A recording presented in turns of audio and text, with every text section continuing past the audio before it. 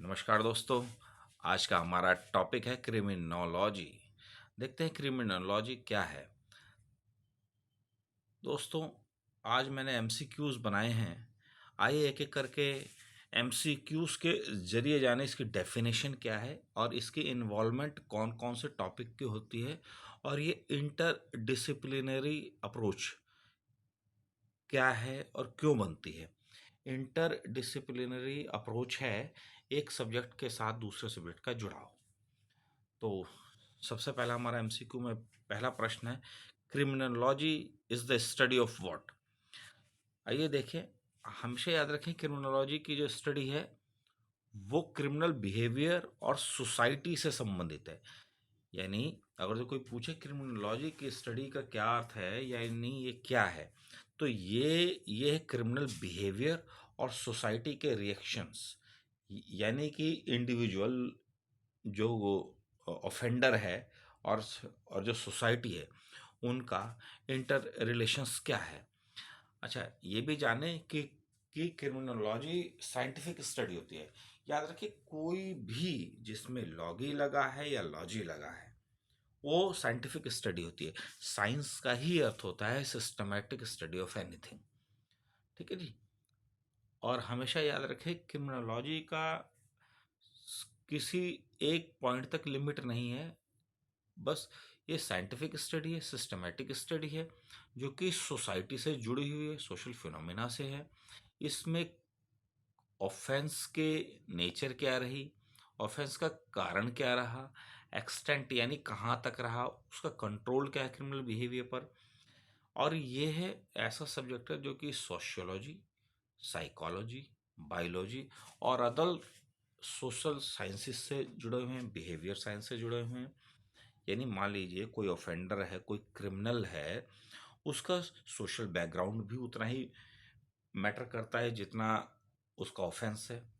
उसकी psychological state क्या रही ऑफेंस के दौरान। देखिए, आपने देखा होगा कि बहुत सारे लोग ऐसे हैं जो अपराध के बाद ऐसी घटनाएं करते हैं जो कि उनके साइकोलॉजी को बताती है। जैसे हत्या के बाद लाश को बहुत सारे टुकड़ों में काटना, उसे ये साइकोलॉजी का पार्ट है। और ऑफेंस के बाद आग लगा देना किसी घर में, किसी जगह पे, साइकोलॉजी की बात है। तो ये सब हैं इसके पार्ट। बायोलॉजी से ऐसे संबंध है कि हो सकता है उसके अंदर कुछ ऐसे सिम्टम हो या कुछ ऐसी चीज़ें हों जो जो उसे क्राइम को बढ़ाने के लिए उसको एक्सीड करती हूँ, उसको मोटिव करती हूँ। जैसे मान लीजिए उसका शरीर ऐसा है, बहुत हैवी शरीर है, तो उसको लगता है कि भाई मैं इस तरीके से कर लूँगा, ज़्यादा अच्छा रहेगा। मैं अगर किसी को, अगर मेरी हाइट बहुत अच्छी है, बहुत वो है, तो मैं किसी को मारपीट के जरिए या अपने फिजिकल प्रेशर के जरिए उसको दबा सकता हूँ। और ऐसा भी है, किसी किसी में बायोलॉजिकल ट्रेट है, मतलब ऐसे कैरेक्टरिस्टिक्स हैं उसकी फैमिली में चला आ रहा है, तो ये भी है।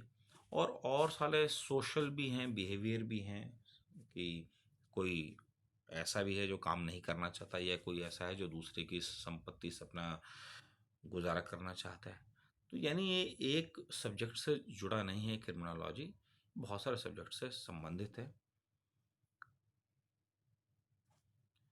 अगला प्रश्न है, फादर ऑफ मॉडर्न क्रिमिनोलॉजी कौन है।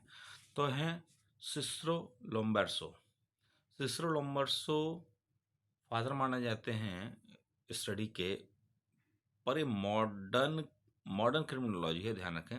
इटालियन थे और उन्होंने Italian school of positivity, Indian school of positivist criminology की शुरुआत करी, उन्होंने बनाया। उनका आइडिया था कि क्रिमिनलिटी वॉज इनहेरिटेड, कि ये उसको विरासत में मिली है। और और क्रिमिनल्स को उसके फिजिकल कैरेक्टर्स के बेस पर उस पहचाना जा सकता है। ये जैसे उसकी आंखें अलग तरीके से दिखेंगी, उसकी सांस लेने का तरीका बहुत ही अलग होगा, उसकी चाल अलग होगी। तो ये सब उन्होंने किया। तो उन्होंने कहा कि अपराधी पैदा होते हैं, बॉर्न क्रिमिनल होते हैं। और और ये कहा कि उनके अंदर जो बायोलॉजिकल जो मेकअप्स होता है उसकी वजह से अपराध बढ़ते हैं या उसकी वजह से अपराध अपराध का एक एक कारण बनता है। तो याद रखें, सिस्रो लोम्बेरसो फादर ऑफ मॉडर्न क्रिमिनोलॉजी माने जाते हैं। कौन है जिसने ये क्रिमिनोलॉजी का शब्द यूज किया था, ये तो देखते हैं। शब्द क्रिमिनोलॉजी यानी जो टॉपिक है, यानी जो टर्म है, सबसे पहले कौन बनाया? तो ये इटालियन लॉ प्रोफेसर राफेलो गोरफेलो, इन्होंने बताया 1885 में। उन्होंने शब्द अलग से दिया है। उन्होंने लिखा कि उन्होंने इटली में उसको बताया क्रिमिनोलॉजिया। फिर उसके बाद फ्रेंच एंथ्रोपोलॉजिस्ट पॉल टोपिनार्ड ने इसको यूज़ किया। सेम सेम लगभग लगभग उच्चारण तो सेम ही था, क्रिमिनोलॉजिया 1887 में। देखिए, पहला है राफेल गोरफेलो, पॉल टोपिनाडो। उसके बाद गोरफेलो ने इस पूरे टर्म को स्टार्ट किया। तो ये याद रखें कि 3 पूछे जा सकते हैं। तो 3 में शब्द, एग्जैक्ट शब्द गोरफेलो ने यूज़ किया, और इससे मिलते जुलते जो पहला बार यूज़ किया वो इटालियन प्रोफेसर राफेलो गोरफेलो ने यूज़ किया।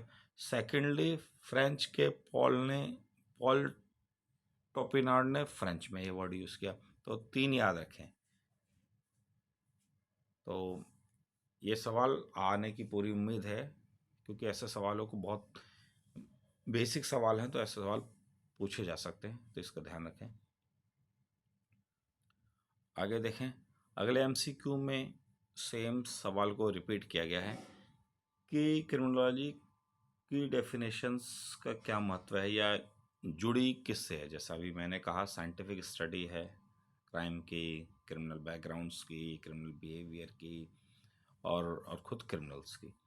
तो याद रखें, कभी भी पूछता है कि क्राइम की डेफिनेशन क्या है, ये सॉरी क्रिमिनोलॉजी की डेफिनेशन क्या है, तो याद रखें स्टडी ऑफ क्राइम ओनली लिख रखा है। ओनली है तो नहीं है, स्टडी ऑफ क्रिमिनल लॉस है, ये भी नहीं है, क्योंकि क्रिमिनोलॉजी में क्रिमिनल लॉ की पढ़ाई नहीं होती, वो लॉ होता है बस।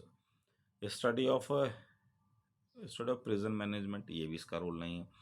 Scientific study of crime, criminal and criminal behaviour, ये क्रिमिनोलॉजी को अच्छे से इसके डेफिनेशन में शामिल है। यानी कि क्रिमिनोलॉजी में तो और भी शब्द शामिल है, और भी टॉपिक शामिल है, ना सिर्फ क्राइम और क्रिमिनल या क्रिमिनल बिहेवियर, बल्कि इसकी बजाय और भी टॉपिक हैं जो शामिल हैं, जैसे सोशल, जैसे साइकोलॉजिकल, जैसे इमोशनल, जैसे फिजिकल। तो ये ध्यान रखें।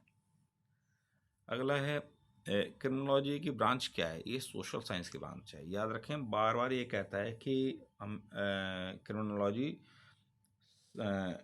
इंडिविजुअल की, यानी ऑफेंडर की, यानी कि क्रिमिनल की, और सोसाइटी से संबंधित एक स्टडी है। तो हमेशा याद रखना, सोशल साइंस का ही पार्ट होगा। आइए आगे चलते हैं। अभी जैसे कि हमने बताया कि इस क्रिमिनोलॉजी में क्या क्या जुड़ा हुआ है, मैंने कहा अभी criminal behaviour, societal response, psychological भी है, फिजिकल ट्रैक्ट भी है। सारे वही सवाल घूम फिर के आ रहे हैं। आप सवालों को सॉल्व करने का एक वे जानें, आप अपने अंदर एनालिटिकल पावर यूज़ करें और इन सवालों को सॉल्व करने की कोशिश करें। अगला सवाल पूछता है कि एडविन एच सुदरलैंड की, उन्होंने जो क्रिमिनोलॉजी की डेफिनेशन दी उसमें क्या क्या शामिल है। पहले जाने एडविन एच सुदरलैंड क्या हैं। ये 20वीं शताब्दी के बहुत जाने माने क्रिमिनोलॉजिस्ट हैं और सोशियोलॉजिस्ट भी हैं। उन्होंने एक स्कूल की स्थापना की। स्कूल का अर्थ है विचार की स्थापना की, symbolic interactionist school of thought. और उन्हें जाना जाता है कि वाइट कॉलर क्राइम है, और जो है वो उसकी शुरुआत, उसकी रीज़न और उसके इफ़ेक्ट को उन्होंने बहुत अच्छे से डिफ़ाइन किया है।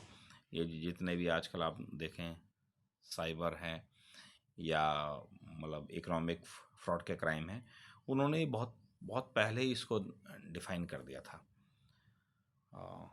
उन्होंने बताया कि जो क्रिमिनोलॉजी में है उसमें लॉ का बनाना, लॉ का तोड़ना और इस पूरे के ऊपर जो रिएक्शन है वो इनके स्टडी का पार्ट था।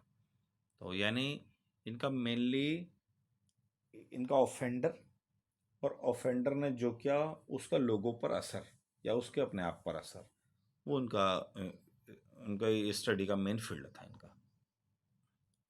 अगला सवाल पूछता है कि क्रिमिनोलॉजी प्राइमरी किससे संबंधित है।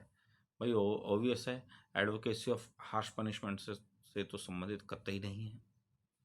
दूसरा prevention and control of any crime, ये हो सकता है, मतलब ये है लेकिन इसके अलावा और भी हैं, ध्यान रखें। अब जुडिशियल डिसीजन से संबंधित तो बिल्कुल भी नहीं है, पुलिस एडमिनिस्ट्रेशन से संबंधित तो बिल्कुल भी नहीं है। एक ही बनता है, prevention and control of any crime. तो ये याद रखें, ये प्राइमरी कंसर्न क्रिमिनोलॉजी का ये भी है, साथ साथ सोसाइटल रेस्पॉन्स भी है और रिफॉर्मेशन भी है। चलिए आगे चलें। आगे आगे कहता है कि देखिए सवाल वही फिर आया है, best describe the criminology scientific and systematic study. Obvious अभी हमने पढ़ा है। अगला देखें, अगले इसी सवाल को कहता है कि which one of the following is not an element of criminology।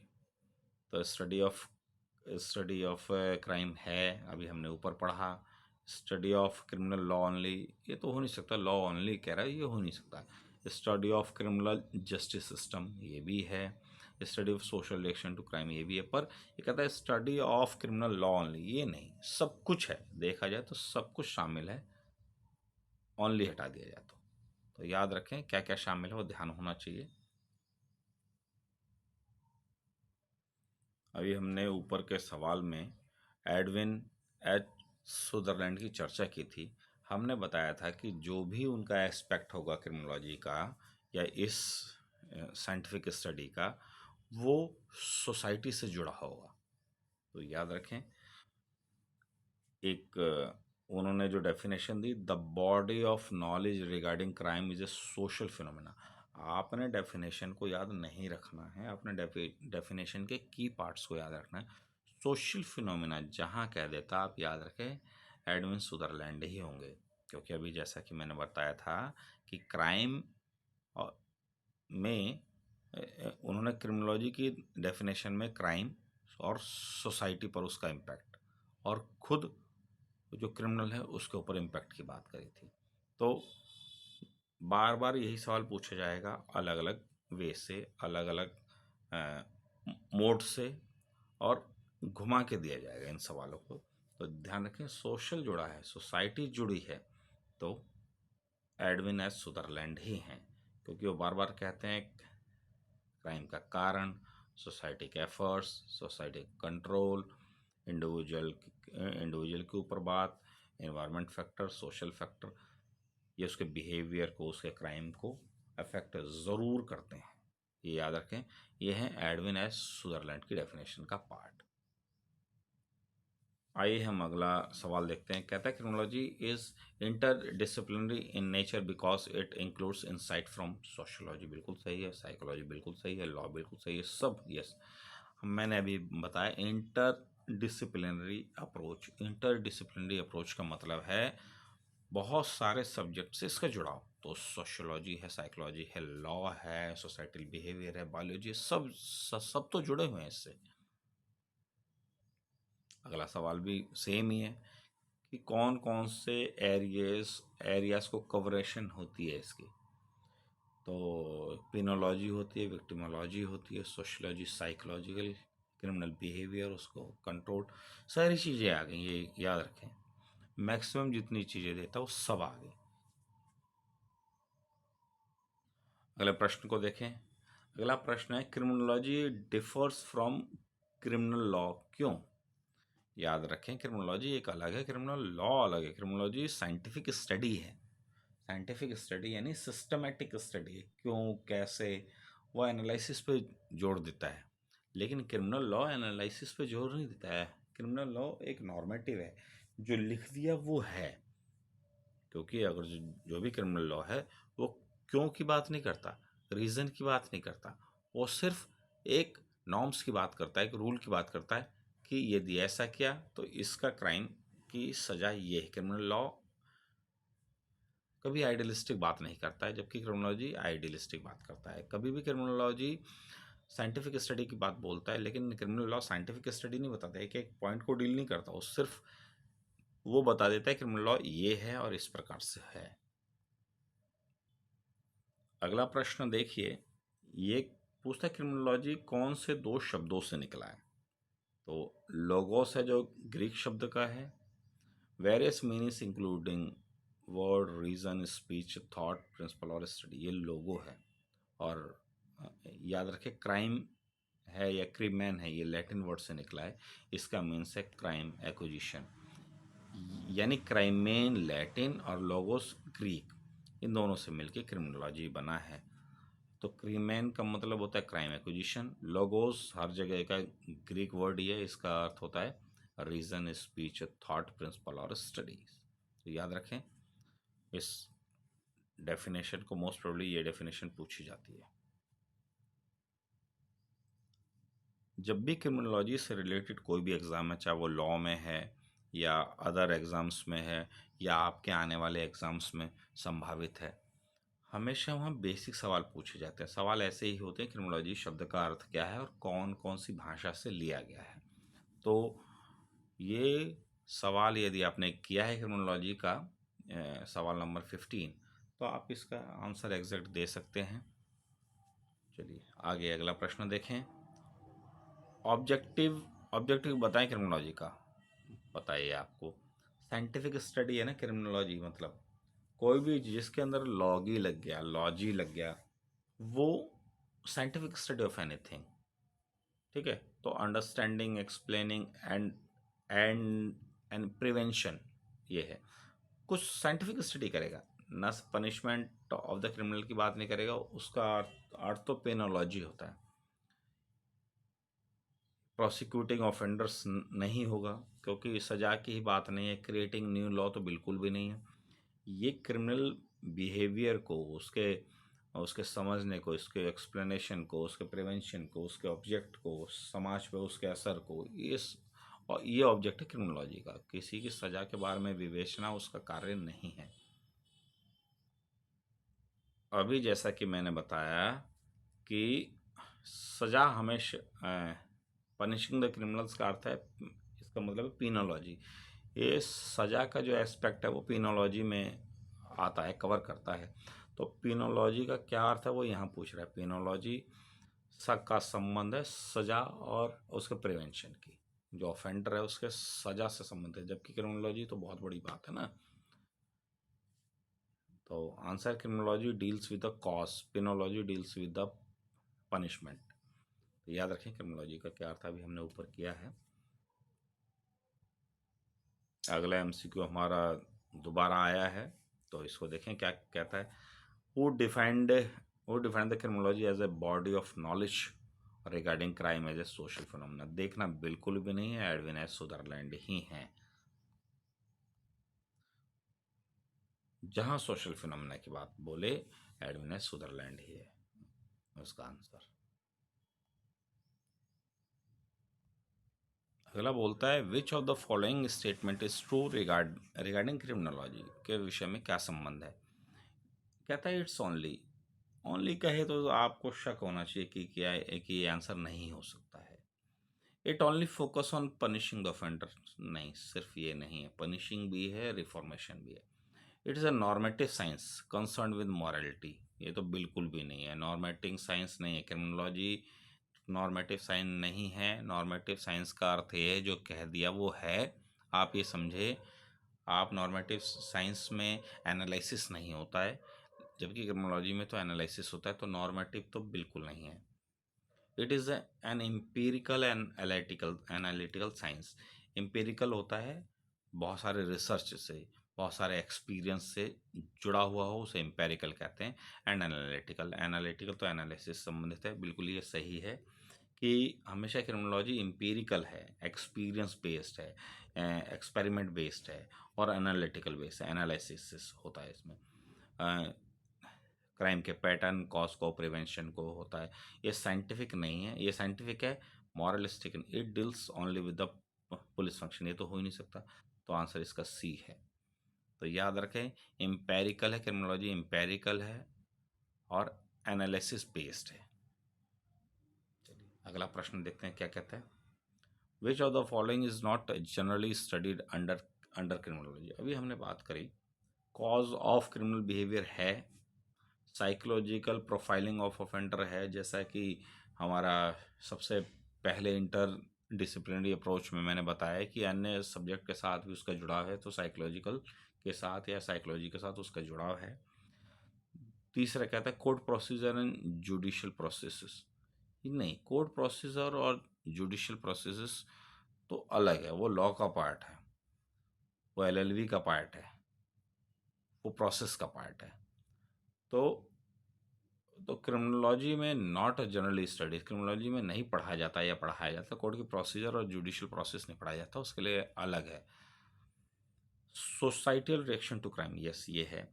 यानी ये देखिए, यानी क्रिमिनोलॉजी में मेनली क्या पढ़ाया जाता है, causes of criminal behaviour, psychological profiling and societal reaction to the crime. और भी पढ़ाया जाता है, लेकिन ये तो हमारे सवाल में है, तो इसलिए हम इसी को देखेंगे। अगला सवाल कहता है कि which of the following discipline is the most closely related to the criminology. याद रखें, सोशियोलॉजी की बात करी थी, सोसाइटी की बात करी थी, तो मोस्ट क्लोजली। हालांकि पॉलिटिकल साइंस भी है, बायोलॉजी भी है, सोशियोलॉजी भी है और थोड़ा बहुत ज्योग्राफी भी है, लेकिन मोस्ट क्लोजली कह रहा है, बहुत ज़्यादा क्लोज, यानी सोशियोलॉजी क्रिमिनोलॉजी के बहुत ज़्यादा क्लोजली रिलेटेड है। एडविन एस सुदरलैंड ने भी कहा और भी जो इसके जूरिस्ट हैं उन्होंने भी कहा। सवाल फिर वही आता है कि criminology differ from penology in what sense. Same बात, अभी कहा क्रिमिनोलॉजी स्टडी करता है कॉज की, प्रिवेंशन की, उसके इफेक्ट की, जबकि पेनोलॉजी सिर्फ सजा और रिहेबिलिटेशन की बात बोलता है। ध्यान रखें। तो हमारे सवाल थे ये 22 सवाल थे, ये इम्पोर्टेंट सवाल हैं। उम्मीद है आपने इन सवालों को समझा होगा, जाना होगा। यदि आप इन सवालों को एक बार और रिवीजन करें, इस वीडियो को बार बार देखें, तो आपको एक बेसिक अंडरस्टैंडिंग आ जाएगी। और मेरा उद्देश्य है आप लोगों को अच्छे से इसके कंटेंट को देना, लेकिन इसके लिए आपका सहयोग बहुत ज़रूरी है। इसके लिए मेरे चैनल को सब्सक्राइब करें, शेयर करें।